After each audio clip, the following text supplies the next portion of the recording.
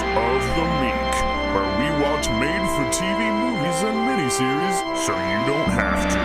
From Gia to Xenon, Hysteria to Sybil, welcome to Movies of the Meek.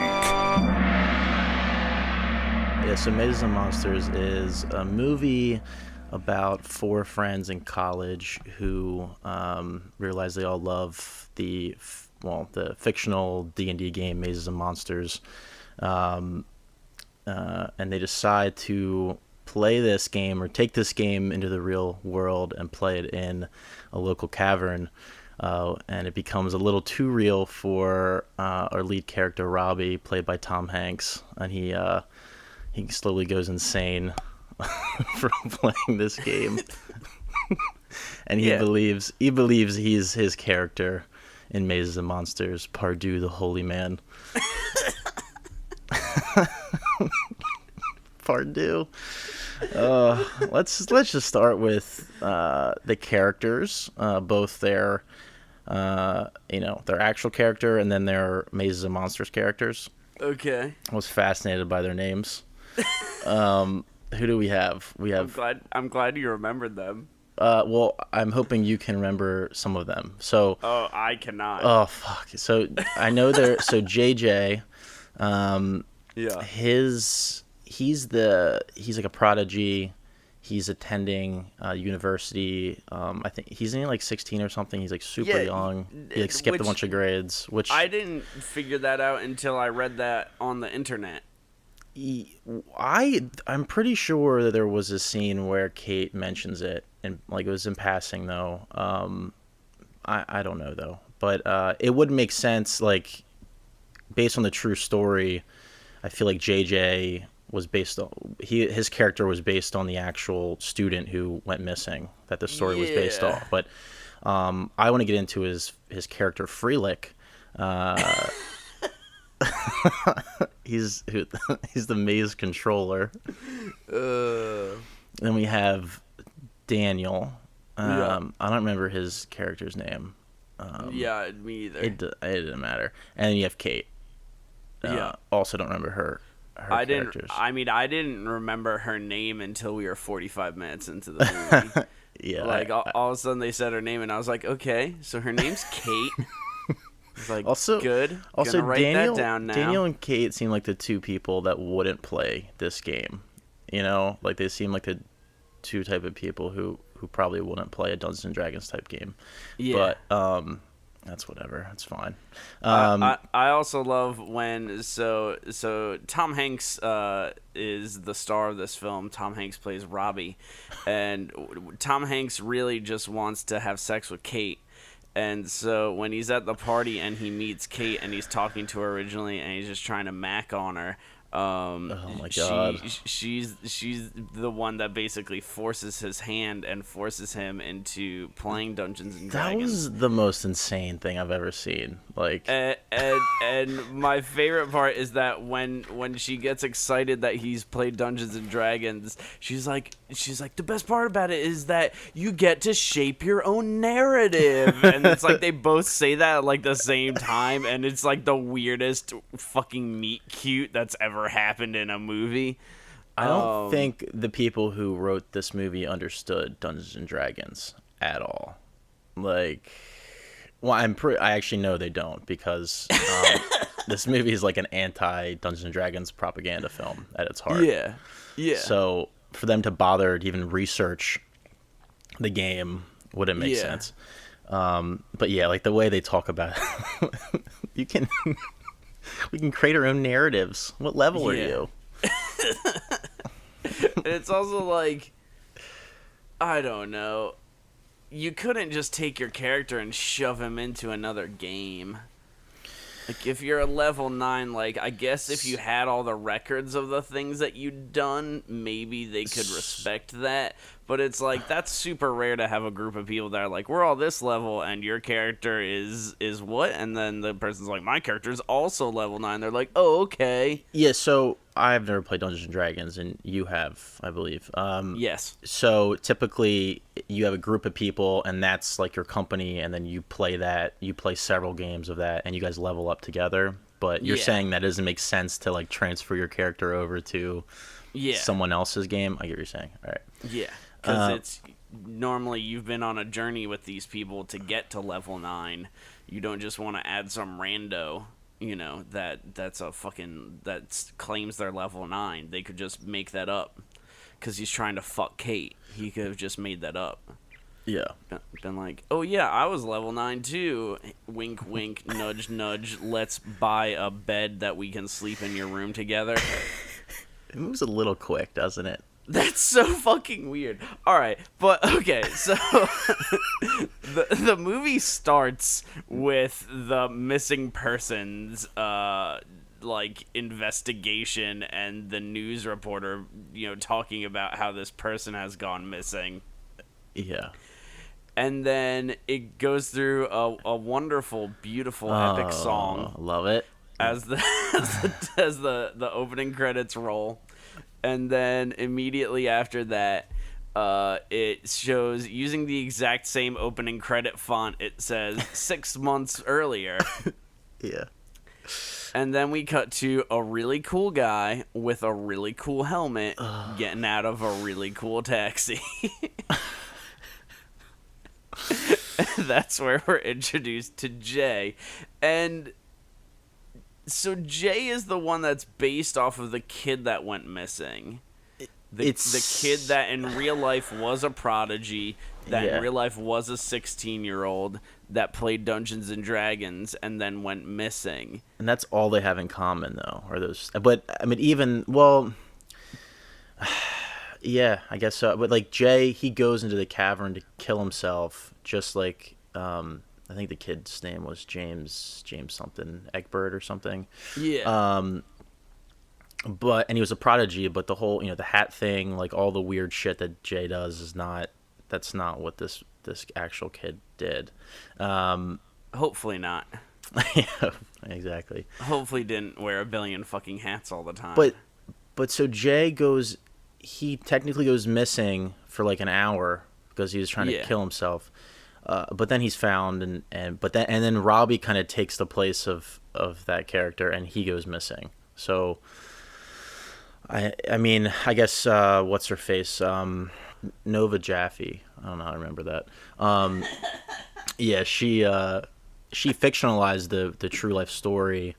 I guess just made it, instead of one person, she made it for a group of 4 people. But yeah, so yeah, Jay's, I guess, based off that guy, James Egbert, and yeah, so and that's weird too, because Jay's the first character we meet, right? He's the and it's also weird because it's like he's based off of this kid that disappeared, and then it's not really him, and so it's like the movie basically has like a fake out, and it's like, what's the fucking point? I absolutely agree. I mean, I don't. Yeah. Like, it makes much more sense that a movie about a character that we start with, that they would be the main character. And honestly, he has more screen time than, like, anyone else. Yeah, I mean, he should be the main character. Yeah. But I don't... And Tom Hanks this was, like, Tom Hanks' first movie. He wasn't even a star yet, so I don't know why. It's not even like they got a celebrity in there and had to, rewrite it to make him the main character. It was, like, Tom Hanks was on the same level. In fact, I think the actor who played JJ was more of a celebrity than Tom Hanks at this point. He was in a few comedies and stuff. Yeah. Really weird. This whole movie, there's a lot of decisions like that, and it's kind of an overall slog of a movie, I think. And I think a lot of it has to do with the fact that the author of the book that this movie was based off was written very quickly, because she was afraid that people were going to see that real story of the missing student and write a book about it. So she quickly, like, in the span, I think the actual story happened the actual event happened in like 79. The kid went missing. Yeah. And then I think he was found I think he was found in like 80. And then he killed himself a year later, and then this book was published. Or no, I think in 81, and then she wrote this movie quickly, and this came out in 82. Like, that's like if the the Twin Towers were in this movie. If they went down and then someone wrote a book about it, a fictional book, and then put out a movie in like 2002. Yeah. Which is really weird. I don't know. Yeah, it is weird. It's also looking into it. It's super bizarre just because. So the detective that found the kid in real life, that found James in real life, that detective wrote a book. Yeah. William Deere, I think his name was. I can't find out what happened other than it says that in the book you find out what really happened. So like the synopsis of the book is like he found the kid and he talked to the kid and the kid told him, this is what happened to me, this is what I was going through. Don't tell anyone until I die, and then he killed himself. Yeah, it was really. I know if you go on the Wikipedia page, it's super vague. Yeah, and but so now I feel like I have to read this stupid book. No, I think all it was the kid. I think it mentions it in the Wikipedia page. He was like having trouble coming to terms with being gay, I think. Really? And that's what all. Yeah, there's like one sentence that mentions it, and I think that's what him wanting William Deere to kind of keep from the public until his death. So I think that book, because it came out in 1984, I think. So it came out after this, after Mazes and Monsters, the book and the movie, because I think William Deere was waiting for him to die, I guess, which is kind of fucked up to release the book. Because I think William Deere felt bad because he was giving interviews when he was investigating, and he's the reason why everyone thought Dungeons and Dragons was like a terrible game that made people insane. Like he was the reason. Yeah, he was the one that said, this kid's gone missing. This is what he was into. I think maybe he started applying it to his real life. Exactly, and that's when all these fucking terrible authors started writing books about it. There's like 3 other books. There's one called Hobgoblin or something. So I don't know, but yeah, like I said, the kid like killed himself like a couple years later, which is kind of fucked up. Yeah. Really bizarre story, but thank God it happened because we got this wonderful movie with just so many hats. So many fucking hats. Let's just talk about JJ. So many great hats. He's just a weird character. Yeah. Like, so when they introduced JJ, his mom, of course, says that he has 190 IQ. And then he goes to his room, and his room has now been turned into what they call it, hospital chic. I was so confused, and this is not even 2 minutes into this movie. Like, I was like, what the fuck is happening? Where is he? Is this his mom? Like, why is his mom decorating his house like this? Yeah. It was an all-white, sterile room. Yeah. It's a thing. It's a good joke, I guess, that his mom redecorates his room every time he comes home from school. Yeah, and that she's a part of like the Soho art scene and all of that. Yeah, and so she gets these famous artists to like redo his room. And then the first time that he gets there, it looks like a fucking Daniel Arsham art piece where it's fucking all completely white and super weird and abstract. And he's like, I hate it. Where's all my stuff, Mom? Where's all my stuff? I will say personal detail that I loved was the completely white typewriter. Yeah. Like, I saw that and I was like, yo, that's tight. But yeah, so then the entire fight that he has with his mom, he doesn't take that stupid helmet off. And that's when I was just like, please tell me that his main character trait is helmets and hats. And then sure enough, that's his main character trait, is that he wears helmets and hats. He wears a total of 8 different hats over the course of the movie, and he changes hats 14 times. Oh, man. Ugh. Yeah. And they also, so the beginning of the movie, they're introducing each character, and, they then introduce Kate. And Kate is talking to her mom, and she's like, man, I just wish I could find a great guy. That's her only You know, motivation in this movie. That's her only motivation. She's just like, I wish I could finally find a man who understands me for me, and I wish, I just wasn't dealing with these immature men that, just like, what's wrong with me? Why do they not want to be with me? There's no character development in this movie. like what you find out about these people in the first 5 minutes of the movie is all they do and all they care about the rest of the movie. I mean, I guess Robbie develops, or I don't know, from something not insane to insane. Yeah, like exactly. I mean, he had the most backstory with his brother. Let's get to Robbie. So it cuts to fucking Kate, and she's like, I want a man, blah blah blah. And then Daniel, is there a scene with Daniel? I don't remember. Yeah, and the thing with Daniel is that he's talking to his parents about he really wants to program games. That's what it is. Oh, yeah, they're at dinner. And, yeah. And his family is like, games are fucking stupid. Like, you're a fucking idiot. Do a real job like your father. And he's like, I think I could make a living programming games. And they're just like, games are dumb. You gotta stop being a child. I mean, they were right a little bit. Like, it was a little early to get into that industry. It was like, early 80s, or actually we don't even know when this movie takes place, but but yeah, I mean, that's a totally viable thing to get into if you want. Yeah. His parents are assholes. And then it goes to Robbie, and Robbie's in his parents' car. They're driving him to school. Yeah. They're like, don't play Dungeons and Dragons now, Robbie. That's his main thing, is that he plays too much Mages and Monsters. And something happened before, like something terrible happened last time he played or something. Remember the last school? Definitely don't do that again, Robbie. Definitely don't fall in love and then have to play Mazes and Monsters. He's like, okay, Mom, jeez. I am Pardue, the holy man.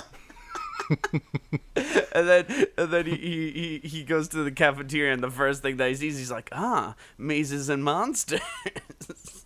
And fucking Jay's in his stupid hat. He's like, so Jay puts the ad on the bulletin board, and he's just waiting. Yeah. He's waiting for someone to find it and come on. He's wearing a stupid pilot's hat. Oh, Jay, dude.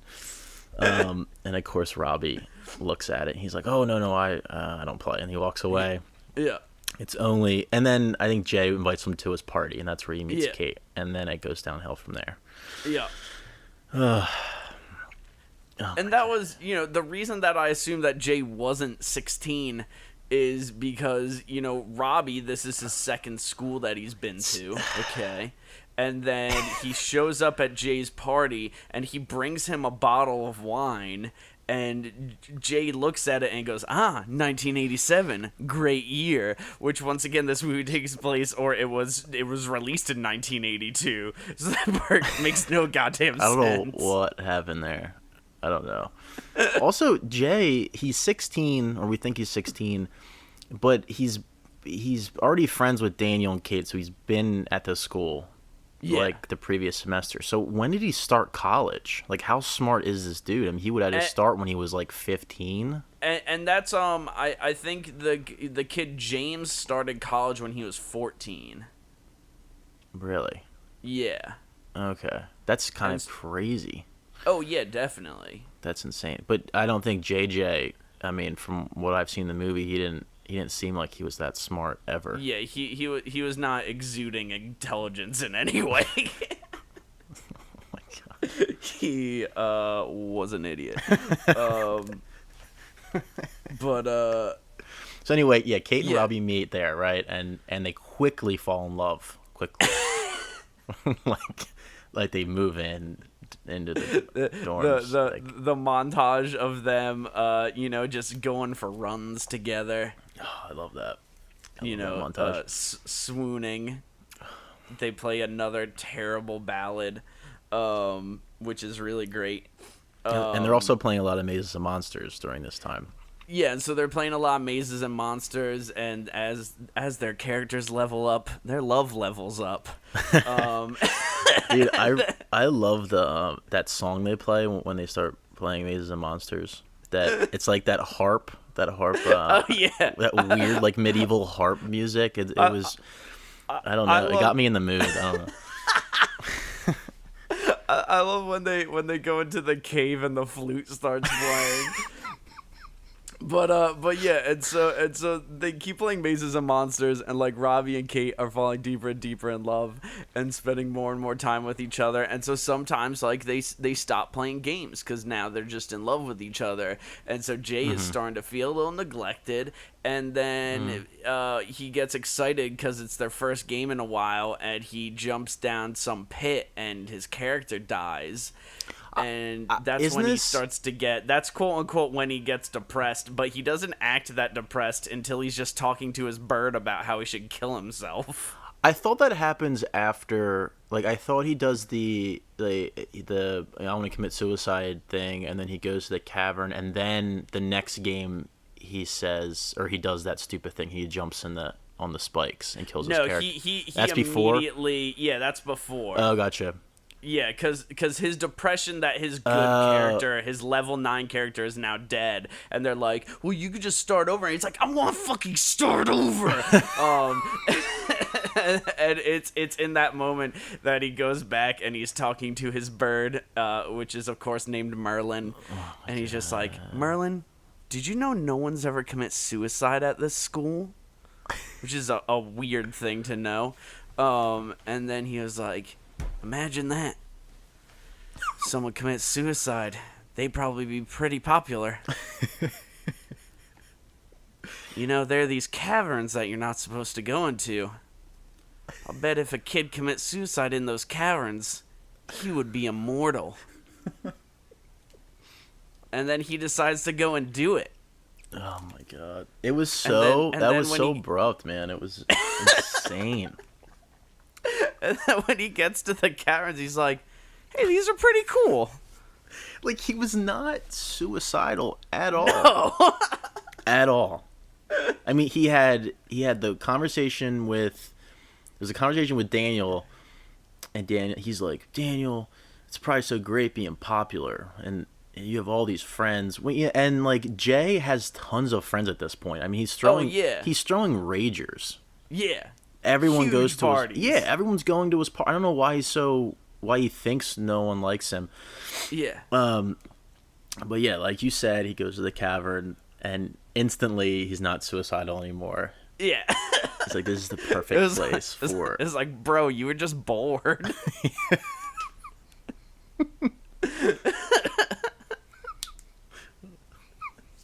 Jay. But yeah, and so then he doesn't want to commit suicide, and then he's like, yo, I should invent LARPing. And so he does, and then that's what drives Tom Hanks over the fucking edge. Yeah, LARPing was too real for Tom Hanks. It was too real for Purdue. Is that Purdue? Is that a Gorvil? That's when the movie really gets going. Right after that, right during that scene where they first play or do the LARPing. I love, they're in the cave and they're going around and everyone's playing their roles and everything, and then Jay set up like skeletons that fall down from the ceiling and shit like that. And then Tom Hanks hallucinates this giant monster, which I don't know, maybe it's just the air or something, but like I thought those monsters were really cute and charming, and I enjoyed them a whole bunch. Like, I thought they looked really cool. I know they don't. Like, I get how they kind of look like a terrible like offshoot of a Star Trek character, but I also just loved them. I liked them a lot too. I thought they were pretty cool. I had no issues with that. I did have issues with their LARPing outfits, though. They were a bit ridiculous. But yeah. Tom Hanks sees that Gorvil. Well, so it's not even. So it's Jay. Jay's the maze controller, and is that how it works in Dungeons and Dragons too? There's like a dungeon master. Dungeon master. So Jay's the maze controller, so he's just somewhere in the cave just shouting out things. Yes. Which is, I'm not sure if that's how Dungeons and Dragons works, but he says, "There's a Gorvil in here." And Tom Hanks loses his fucking mind. And you know, so Daniel is the one that's like, it would be cool if we had like a big monster, and then stupid Kate is the one that's like, the most frightening monsters live in our minds. That had to have been a line that the author just wrote in her book and just pulled it out. Yeah. Oh my god. Oh yeah. You know, and she thought and it was so real clever. And so that becomes like the huge inciting incident where like Tom Hanks's mind is now broken. He has a dream that he can't fuck anymore. Yeah, because he's on the quest now, and he's Yeah. the holy man, so he has to be celibate. But Yeah. I don't like it. That was handled so poorly. Like him going from he was on top of the world, he's banging Kate, having a great time, Yeah. to losing his mind. Yeah. He showed no signs of being crazy up until that point. He did give there was a scene with him and Kate, a very personal scene, where he talks about how his brother went missing when he was younger, and it still, haunts him to this day. So we're like, okay, he has a fucked up past, but he seemed completely sane. And then JJ just has to say there's a Gorvil in the cave, and he goes completely bonkers. And that was so there's an interesting shot during the scene where he's talking about his brother, and the thing that's kind of interesting about it, and it's the last time I watched this movie was when I was in I have to say I must have been 13 or 14 the last time I watched this movie, and so I remembered almost none of it. And so the one shot that they use, he's talking about his brother, and it's showing his face looking at Kate, and then there's a mirror behind him, and you see a secondary, face of him, like a side it's profile, in a reflection. Yeah. And that one is obviously a really cool shot, but that kind of, like it gave me kind of these ideas that like, maybe there was like a secondary personality within him. And I started thinking that maybe the brother was a figment of his imagination. But then that of course wasn't the case. And it was just that he went crazy, and that's all. But I thought that maybe that would be like the thing that would push him over the edge, is that like the brother is a figment of his imagination that like breaks out, and basically like his brother is a personality that really wants to play D&D.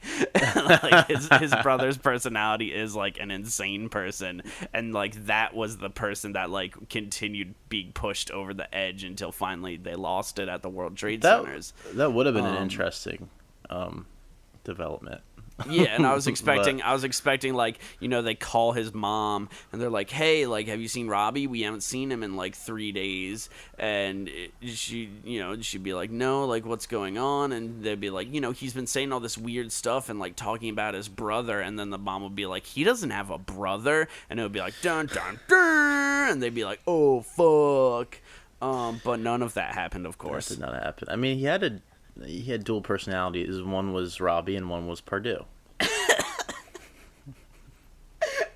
And that was okay. So he has the dream that he has to be celibate, and so he breaks it off with Kate. Okay.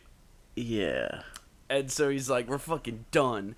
And so, of course, that's when Kate is with Daniel and they're at a diner or whatever. And she's just like, man, I just don't know what it is with me and guys. And it's like, yeah, we know, because you did this in the beginning of the film, too. Here we go again. And that's when Daniel's like, you're beautiful. And she's like, I always wanted to have sex with you, but I always thought you were too pretty. That's the thing with Daniel, man. Go on. Like, he's like, that, like, he's that's, like, hey. There's a thing with him that he thinks he's too handsome to fall in love.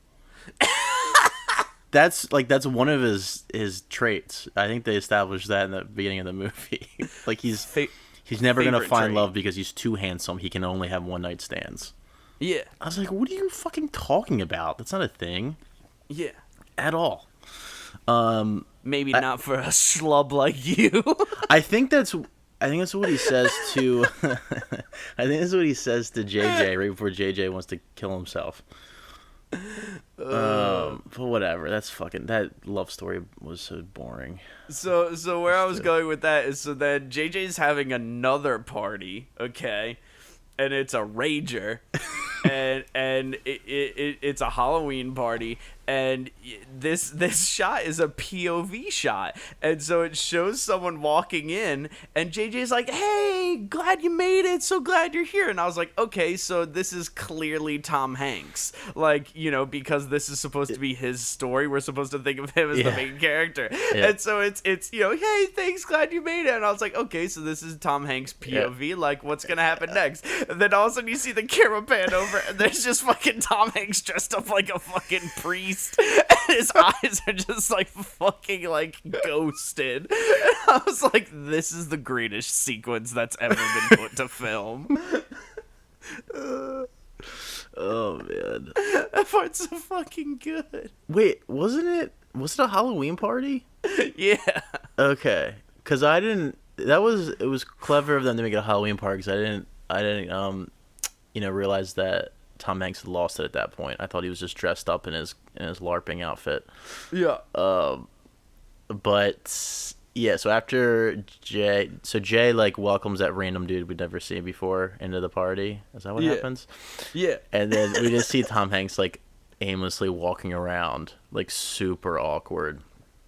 And then he decides, does he go back to his room? He leaves and goes back to his room, and he decides that he needs to go to the two towers, right? Yeah. Yeah.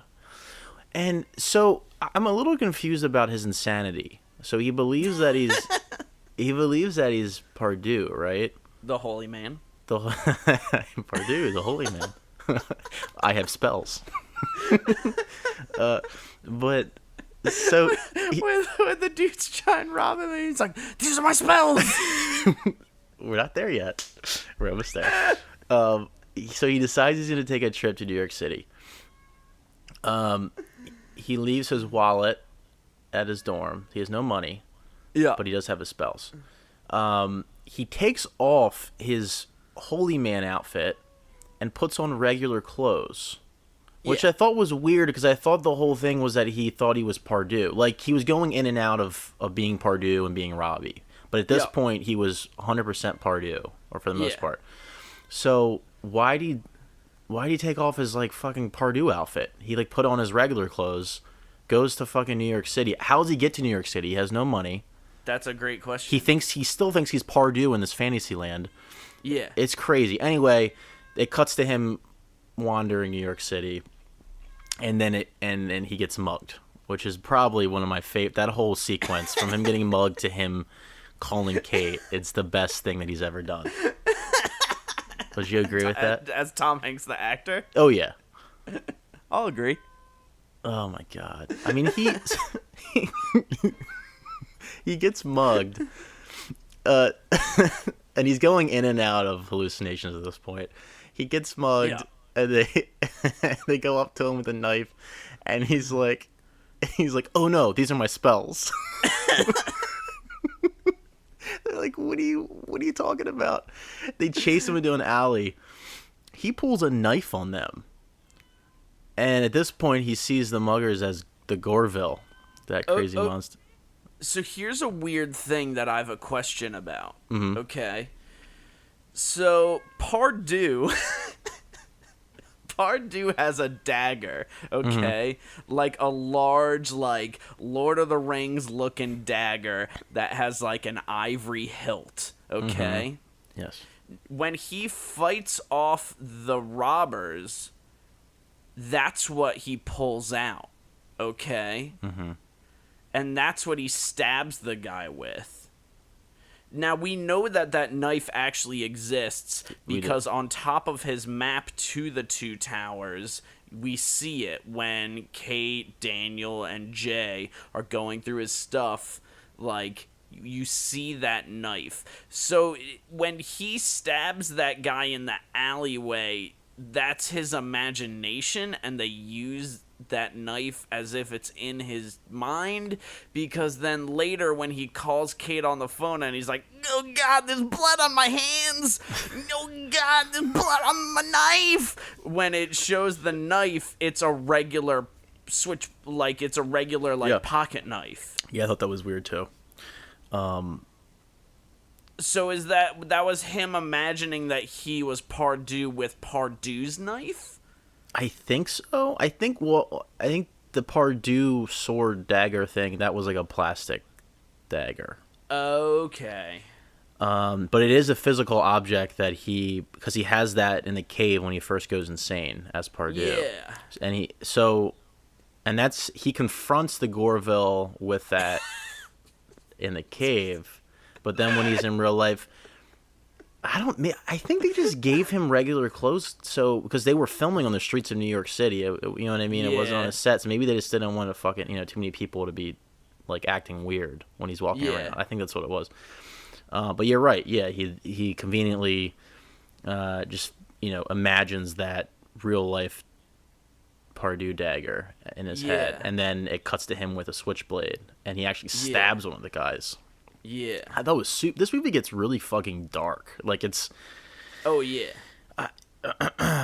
I wasn't expecting that. It was. I mean, it gets really dark, and there's no happy ending. It's a really, very sad ending. But he he stabs a man, so he's completely insane at this point, and then he freaks out. He realizes he's actually Robbie, and then he calls Kate, and if you just show that clip of Tom Hanks as Robbie calling Kate crying on the payphone, I mean, to like somebody who doesn't know who Tom Hanks was, like I don't think they would believe you if you told them he was like one of the most well-known, like respected actors. Yeah.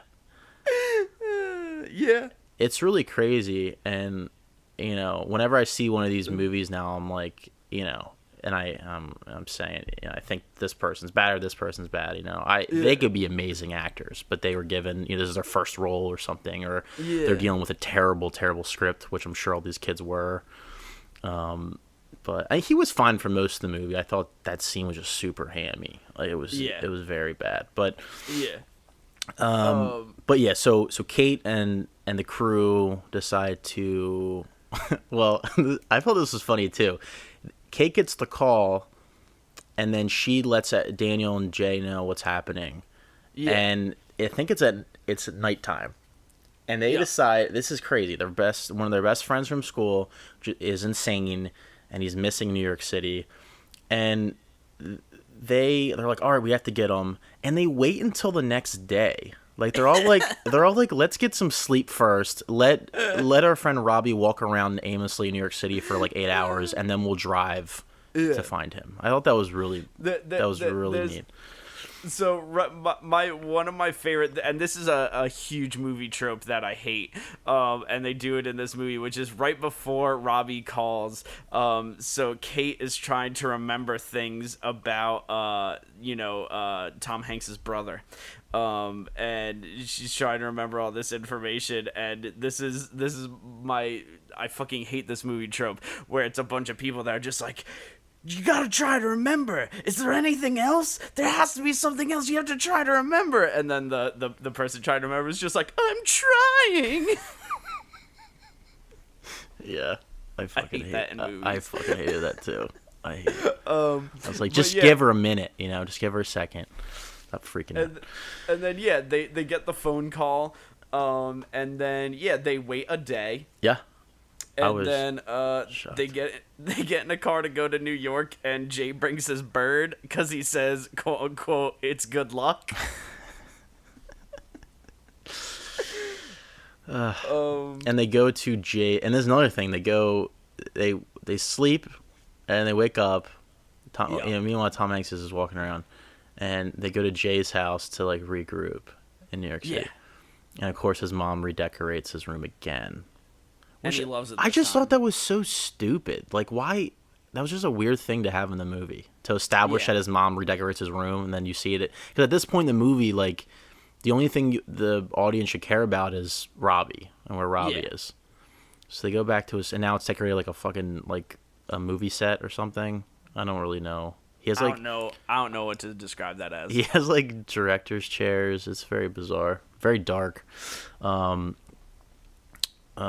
think at this point they realize where he's going, which is the Twin Towers. Yeah. I think so. Yeah, and then I guess they run over there and they just barely catch Robbie before he jumps off the top. That all right, so that raises a question. Are you ready? Yeah, I think so. So Tom Hanks is looking for the two towers. Yeah. Okay. Uh-huh. He had a vision. He has to go to the two towers. Mm-hmm. The map that he's been drawing, okay, Mm-hmm. looks like Manhattan. It looks like a grid of Manhattan. And it says the two towers. I thought someone was going to put that together. No one puts that together, that it looks like a grid of the island of goddamn Manhattan. No one puts that together. So then, he goes to New York. Okay? And he goes underground. And that's where he hears the train. And he's like, are these dragons seeking us? And the homeless guy's like, Dude, I love this part. What? I love this. And he was like, forsooth. and that's when, after he talks to the homeless guy saying that he is a wise man and thank you for your advice and thank you for your patronage and thank you for everything, that's when he goes, can you tell me how to find the two towers? If he didn't know where they were, why was he in New York? Like, why? Because yeah, that's a good point. They're very clearly the only two towers. Yeah. You know? They're very well-known towers, too. They're very well known, especially at that period in that time. thought didn't cross my mind because I was laughing at when the homeless man was like, I'm the king of France. And Robbie goes, Your Highness. And he like bows, and I was like, oh, fuck. And then the homeless guy feels bad for him. It's like, you're crazier than I am. Oh, man. That's a good point you just made, though. If he was in, I guess at this point in the movie, he was so crazy. He couldn't distinguish. Again, this movie doesn't really give us a good picture of what his insanity is. Like, is he thinks he's Pardue sometimes, that when he's Pardue, does he think he's in a fantasy world? Because if he thinks he's in a fantasy world, then are there towers in the fantasy world? You know what I mean? Like, we really don't know the extent of his hallucinations, but at this point he just doesn't know what's going on, really. I totally forgot about that scene. That was funny. but then, so he makes it there, and then he decides that he has to jump off and cast a spell to be with his brother. That was the whole goal, right? Yeah. To jump over the tower, and then he's going to be reunited with his lost brother. Yeah. Paul, or whatever his name was. Yeah. His name was Hal or something. And then they stop him. And they go, Pardue, you can't do that. I am the game master. I am the controller of this game. And then he turns around and he's crying and he just goes, game? And I'm like, yes, Pardue, game. And then he's just like, what am I doing here, guys? I have spells. Oh, God damn it. I love it. But they talk him off the edge, just barely, by playing into his fantasy. Which seems to work, though. It seems like every time they play into his fantasy, he's able to break his, it breaks the fantasy, and he's able to, realize he's Robbie. Yeah. So it's really up to them. Like, they have the power to make him not crazy, it seems like, from the couple interactions they have when he's hallucinating. So they save him, and then it jumps to like a couple months later. Yeah. And they're all driving to, I guess I'm not sure if it's Robbie's house or if it's like, I think it's Robbie's house. It's like his mom's house. Yeah, I think it's a big estate. Yeah. And they're like so stoked to see him. They're hoping he's better. and they go up to him. He's in the backyard, just like by the pond, chilling, wearing a fucking sick polo sweater, and they're like, "Robbie, what's up, man? I haven't seen you." And he's just like, "Freelick, I thought you died in the pit." Whoever saved you has powers much holier than mine. And they're all just like, what the fuck? So he completely went insane. His parents ruined him, I guess. I don't like. Did they not give him help or take him to anybody? Or they just take him home? They took him home, and they were like, I guess he's fucking crazy now. Yeah, they're like, this is it. This is what we've done. I was like, this is the ending of the movie. I was shocked. And then it has voiceover narration by fucking Kate, which never happens. Which never happens until the end of the movie. And if anyone should have voiceover narration, it should be Jay, because he at least started the movie. Yeah, Jay or maybe Robbie. That would be, it didn't make any sense. What would that be like? Yeah. Well, no, I meant like not as Pardue, just as Robbie or something. Another journey with my magical friends. So yeah, he still thinks he's Pardue, and he said, what does he say? There's a monster, or there's treasure in the forest over the river or over the lake or something, and he wants them to all go over there and investigate. And they fucking, instead of saying no and leaving, or like they say, okay, let's do it. And they follow him and just play along, and they play as their characters. I mean, this is a guy who stabbed a man. Yeah. Like, he is at that level where if he sees a stranger in the woods, or if he sees somebody, he could think they're a Gorvil and stab them. You know what I mean? This is not a stable individual. I mean, he should be somewhere, I can't handle how much you've been saying Gorvil. Well, it's a fucking dope monster name. But yeah, I was just shocked that they bought in. They were like, okay, let's have one more game, and they're like, this game will not. Fucking Kate's narration's so stupid. She's like, we didn't have spells or books or whatever. I was like, that's what Mazes of Monsters is. What do you mean? Like, at this point, you're just fucking walking around the forest pretending you're fucking LARPing characters. That's all you're doing. Yeah. Oh my god. But yeah, it's a very dark ending. He's insane. That's it. End of movie. And they're all fine. They all have great lives, it seems like. Yeah. So, I don't know. I guess, I mean, it makes sense. This movie was about how Dungeons and Dragons will make you go insane. Yeah, it is. But if that was the case, then how come the other three people playing the game were fine? Yeah, and that's the problem with the movie, is that really it's just how people that are insane can end up getting wrapped up in things like this. That's what the narrative of the movie ends up actually becoming. Yeah. Are you ready for the only trivia and goofs that this movie has? Yes. Because there are 3. Yeah. Are you ready? Yeah. I'll start with goofs. Okay. There's one. Goof. Yeah, I was gonna say goof. Here's the goof. It is unclear when the story actually takes place. During the opening sequence, Robbie and his parents drive to a cinema playing Empire Strikes Back, which would make the film take place in either 1980 or 1981. At J.J. Brockway's Bridget Bardot party, J.J. makes a remark regarding the bottle of wine he is given by Robbie as being a 1987. Throughout the film, there are numerous signs in the dorm room that refer to the year as 1982, and yet Kate's calendar in the dorm room shows that it is November of 1983. What the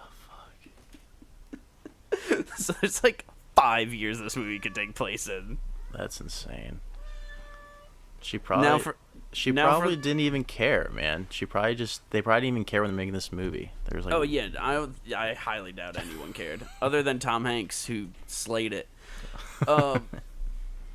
So this is the trivia. There are only 2. This is the first leading role for Tom Hanks. Really? I don't think I even count this as that, but that's fine. But even television? Yeah. Wow. And then the film has scenes right outside of the World Trade Centers in New York, long before the buildings were destroyed in the terrorist attack of September 11th, 2001. What? How did that get approved? Wait, what? Read that one again. I'll read it exactly as it's written.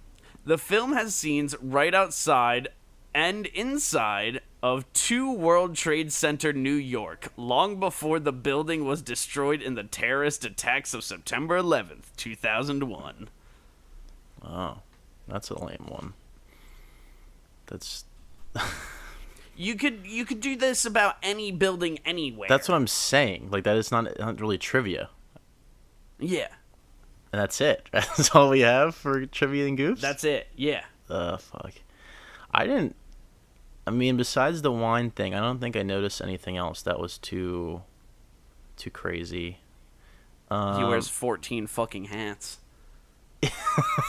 Well, yeah, but like I loved it, so That's a bit of trivia. you should add that. How many hats? I will. How many times he changes hats? Yeah. He wears 8 hats and he changes 14 times. All right, next week we'll do High School Musical 2. Tight. Hell yeah! Wait, High School Musical. We're doing a High School Musical. Oh yeah. Wait. High School Music. Next week. We'll If do you High School if you Musical want to do the 1. sequel first, that could be funny. Yeah, let's do sequel first.